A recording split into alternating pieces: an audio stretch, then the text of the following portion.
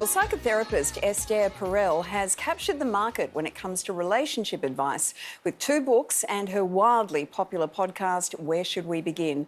Now she's bringing those words of wisdom down under. I caught up with her a little earlier. Esther Perel, welcome to the project. Now, each episode of your podcast covers a couple's therapy session or helps someone deal with a particular issue. What's the toughest thing couples have trouble negotiating? For some couples, it is the unprecedented expectations that they bring to one relationship. For other couples, it's having been with each other 24/7 in lockdown for months on end and needing to basically renegotiate socialization outside of the relationship. For some people, it's the sexual stalemates that they find themselves in for months or years on end. Typically, people come to say we don't communicate, but this is a code word for everything else that there is disagreement or tension about. What do you think is the number one killer of love? Contempt. I think that when you have contempt for the partner and you no longer see them as a human being in their own legitimate right, with their needs, their feelings, their hurts, and so forth, you create a real tear in the relationship. So what do you think leads to someone feeling contempt for a partner? The inability to see another person's needs as valid, the centrality of only I matter, the notion that the other person is there to satisfy my needs, the lack of responsibility that I may contribute to any of the issues that we have. It's all you're doing and your problem. So contempt is a very complicated emotion or behavior that is very much tied to shame of one's own and shaming of the other.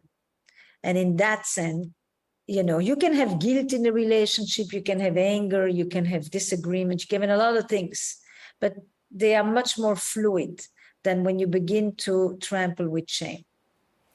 Now, Esther, one of your books is called The State of Affairs, which is a fairly unconventional way of looking at infidelity. Why should we be looking at that differently? Because infidelity lives in parallel to marriage, and it affects a lot of people. When I ask an audience of thousands of people, when I come to Australia, have you been affected by the experience of infidelity in your life? Either because you were the child of a parent who was unfaithful, or you are the child of an illegitimate love, or you are the friend on whose shoulder someone is weeping or somebody is confiding, or you are one of the 3 protagonists of the adulterous triangle, about 80% of the people will raise their hand. And 80% of people that are affected by infidelity need more than a very simplifying, vilifying model that talks about black and white, victim and perpetrator, and doesn't really help people deal with the multiple layers and the complexities of this very, rich, layered experience called infidelity. Your other podcast is called How's Work, where you talk to people struggling with work relationships. What's the difference between those professional work situations and couples, or is there actually a common thread? When people talk about romantic love, they understand that they're bringing some of their history to their relationships. But when people talk about work, they sometimes think that you leave your history at home and that you don't bring your personal life to work. But in fact, we do. Everybody shows up at work with 2 CVs, the professional CV that tells you everywhere they have worked, and their personal CV, which is their relationship history.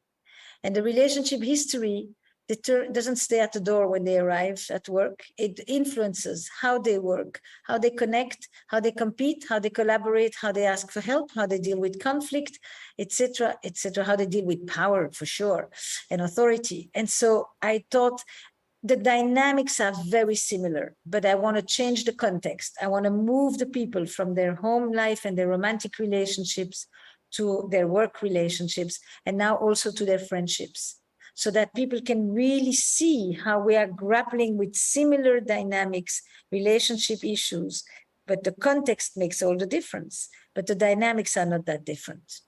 Well, your tour dates are already starting to sell out, and I know that you're announcing new dates, so clearly Australia can't wait to see you on stage. Esther, thank you so much for your time. My pleasure. I look forward to seeing you. Bye-bye.